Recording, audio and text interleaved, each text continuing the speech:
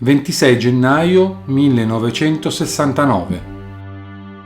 Le Figaro dedica oggi un lungo articolo all'attività di un finanziere italiano, negoziante di banche e società, il siciliano Michele Sindona, residente a Milano, il quale avrebbe le mani un po' dappertutto e agendo per conto proprio e per conto di banche straniere è riuscito, dice l'autore dell'articolo Carlo Monotti, a far passare all'estero il controllo di importanti compagnie italiane.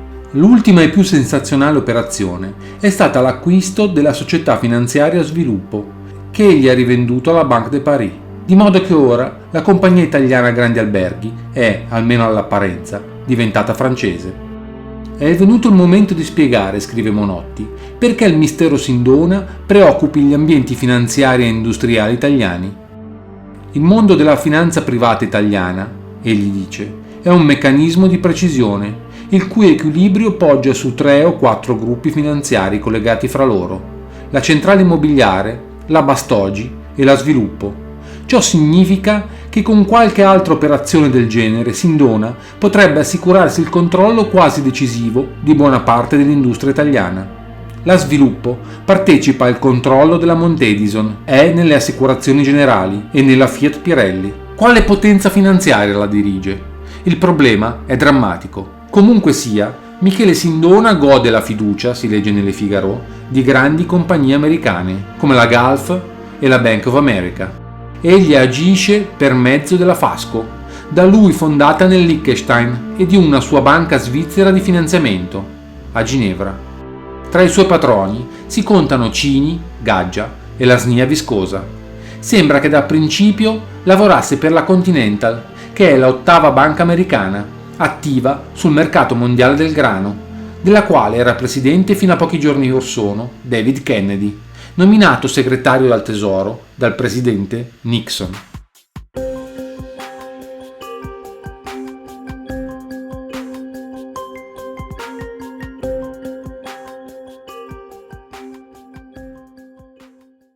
«26 agosto 1969. La rivista economico-finanziaria americana Business Week esamina l'afflusso di capitali stranieri negli Stati Uniti, affermando che in 3 anni è aumentata del 25%. Per quanto riguarda gli investimenti italiani, l'articolo afferma che l'afflusso di capitali dal nostro paese è stato relativamente limitato, ma avventuroso. Ancora più misteriose, conclude Business Week, appaiono le mosse del finanziere Michele Sindona, che fece la sua più importante apparizione sul mercato statunitense 5 anni or sono, quando acquistò il 10% della Libby, che ha poi rivenduto assieme al 22% del capitale azionario delle cartiere Brown & Co. Ora Sindona, che opera attraverso la Fasco, una holding con sede in Liechtenstein, ha acquistato il controllo della Argus Camera, una ditta di Chicago, che negli ultimi 2 anni aveva registrato un deficit di $6 milioni. 9 settembre 1971.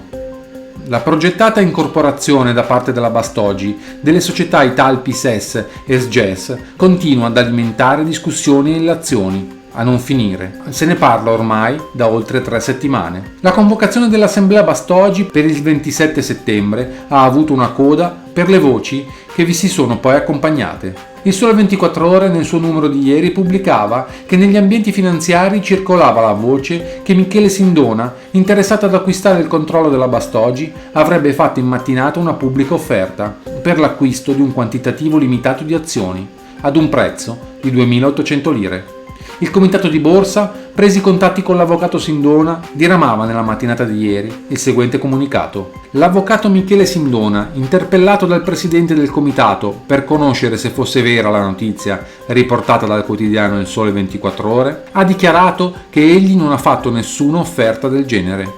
Un'offerta venne fatta dall'avvocato Sindona per conto di terzi circa 15 giorni fa al sindacato Bastogi, ma venne rifiutata dal sindacato stesso. Da quel momento l'avvocato Sindona dichiara di aver rimesso il mandato ai propri clienti per conflitti di interessi nella sua posizione di presidente del comitato esecutivo della centrale, che ha dato parere favorevole alla fusione Bastogi-Italpi SES-SGES. Ma il comunicato, si osserva in borsa, se chiarisce un aspetto dell'intricata vicenda, ne lascia oscuri altri, per cui non sarebbero da escludere nuovi colpi di scena.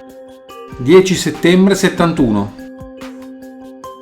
L'affare Bastogi porta ogni giorno nuovi elementi, veri o presunti, che tengono il mercato sulla corda. Ieri in borsa circolavano con insistenza voci che una grande banca internazionale si farebbe promotrice di un'offerta al pubblico per l'acquisto di 20 milioni di azioni Bastogi. In sostanza, dopo che Michele Sindona, nella sua veste di presidente del comitato esecutivo della centrale, aveva rinunciato all'incarico conferitogli da terzi, ora questi agirebbero direttamente per altre vie. Se le voci che corrono corrispondono alla verità, il gruppo, che intende interessarsi alla Bastogi, verrebbe a disporre, con le azioni già in suo possesso, della maggioranza del capitale Bastogi, per cui potrebbero sorgere interrogativi nei confronti della progettata incorporazione da parte della Bastogi, Italpi, SES e SGES. 15 settembre 1971. Il gruppo internazionale che cercherebbe la scalata alla Bastogi si chiamerebbe Giro Centrale di Düsseldorf. È solo apparentemente un gruppo internazionale.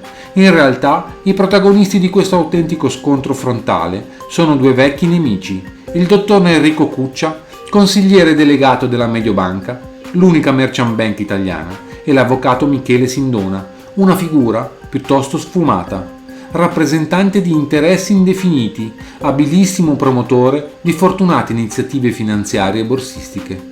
Il merito di Sindona è stato quello di non aver avuto l'idea, ma di averla realizzata, di promuovere per la prima volta nel nostro paese, finanziariamente sonnolento, un'offerta pubblica di acquisto di 20 milioni di azioni, nella fattispecie le Bastogi, e ciò con il chiaro proposito di assumere il controllo di questa società finanziaria. Riusciranno i piccoli azionisti a realizzare il massimo profitto dalle vendite delle loro azioni, mentre fra Cuccia e Sindona si svolge una lotta spietata? 17 settembre 1971.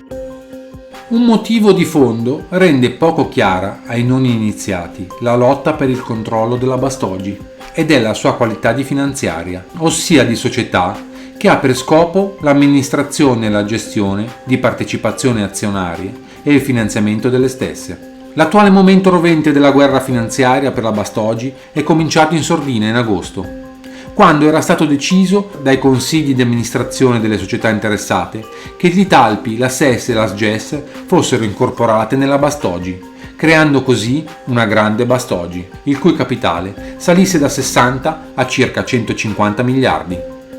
Chi voleva la fusione e perché? L'Espresso, con un articolo di Eugenio Scalfari, ha dato all'interrogativo una risposta che, almeno nelle linee generali, sembra fondata. L'operazione era voluta da Eugenio Cefis, presidente della Montedison, per motivi che potrebbero legarsi a un piano di rafforzamento del potere nella società. 18 settembre 1971. Già il Cefis e il Sindona si sono più volte battuti nella pianura padana e nel Tavogliere delle Puglie, spezzando spade e ammaccando armature, ma nessuno dei due ha prevalso. Il Sindona sembra aver perso la baldanza dei giorni scorsi. La quotazione della Bastogi ha perduto in un giorno il 14%. Le abbazie sono in subbuglio. Il presidente della Montedison riprende quota. 14 luglio 1972.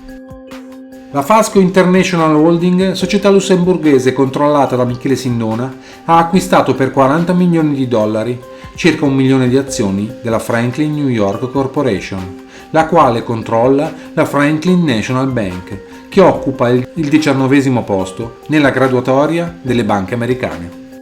19 agosto 1972. Il consiglio d'amministrazione della Franklin New York Corporation, che possiede il 100% della Franklin National Bank, ha nominato ieri consiglieri della società l'avvocato Michele Sindona e il dottor Carlo Bordoni. Il consiglio ha quindi proceduto alla nomina dell'avvocato Sindona a presidente del comitato stesso. 16 settembre 1972. Il finanziere italiano Michele Sindona, a quanto riferisce l'Economist, che cita le sue parole, ha detto che le prospettive di investimento in Italia non sono incoraggianti. Il settimanale, che ha ottenuto un'intervista da Sindona ai primi di questa settimana, scrive che il finanziere ha reciso molti dei suoi legami con l'Italia, dopo il suo tentativo, senza successo, di fondere due importanti holdings italiane, la Centrale SpA e il gruppo Bastogi. Un mese fa, scrive l'Economist, Sindona ha preso la residenza in Svizzera. Abiterà in Svizzera, scrive il giornale, passando vari mesi dell'anno negli Stati Uniti, qualcuno in Europa e forse nessun mese in Italia. Testuali parole riportate dal giornale. Il settimanale scrive che le attività di Sindona in Italia saranno d'ora in poi bancarie e di sviluppo immobiliare tramite la Società Generale Immobiliare.